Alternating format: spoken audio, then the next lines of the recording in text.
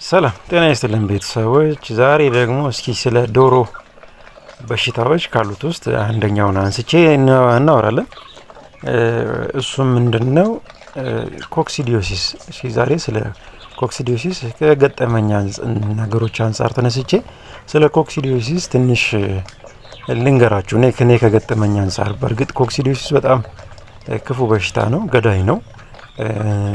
የምግብ ፍላጎታቸውን በጣም ይቀንሰዋል እና ይገላቸዋል። በአንዴ ወረርሽኝ ነው የሚሆነው። በአንድ ጊዜ ይስፋፋል ከአንዱ አንዱ ወዲያው። ምክንያቱም አንድ ላይ ስለሆነ በኩስ በምናምን በተለያየ ነገር በውሃ ስለሚገናኙ ትልቁ ተላላፊ ነው ኮክሲዲዮሲስ። አብዛኛው የዶሮ በሽታ ተላላፊ ነው እና ይህን ኮክሲዲዮሲስ እንዴት ነው መከላከል የምንችለው የሚለውን፣ አብዛኛዎቹ የዶሮ በሽታዎች መንስኤያቸው ንጽህና ነው። በቃ ያየሁትን ነገር መንስኤያቸው አብዛኛዎቹ ንጽህና ነው። እኔ አሁን በ100 ዶሮ እስኪ ቤት ውስጥ ባለው 100 ዶሮ በሚል ነው የጀመርኩት እና ኮክሲዲዮሲስ ገጥሞኝ ነበረ፣ ግን በቀላሉ ተቆጣጥሬዋለሁ። እሱም ምንድነው?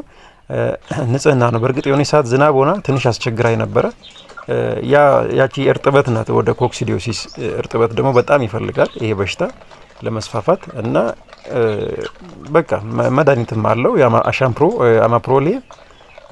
እሱን ለ5 ቀን ለ7 ቀን ከ5 እስከ 7 ቀን መስጠት ነው። ከዛ በቀላሉ መቆጣጠር ይቻላል እና እንደምታዩቸው ሁሉም ዶሮዎች ጤነኞች ናቸው እና ኮክሲዲዮሲስን ጨምሮ አብዛኛዎቹ የዶሮ በሽታ መንስኤዎች የንጽህና ጉድለት ናቸው። ንጽህና ጉድለት በሽታ የታየበትን ዶሮ ደግሞ ቶሎ ብሎ ነጥሎ ወስዶ ለብቻው ማከም ነው። ለብቻው ማከም አለባችሁ ከየትኛውም ዶሮ ጋር ሳይገናኝና ኮክሲዲዮሲስም ጨምሮ ሁሉም የዶሮ በሽታ መንስኤያቸው የንጽህና ጉድለት ነው። ሁሉም መንስኤያቸው የንጽህና ጉድለት ነው እና አሉ ሌሎቹም አሉ። ኒውካስትል አለ፣ ጉንብሮ አለ።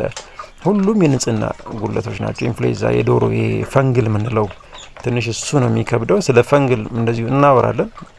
ስለ ፈንግልም እነግራችኋለሁ።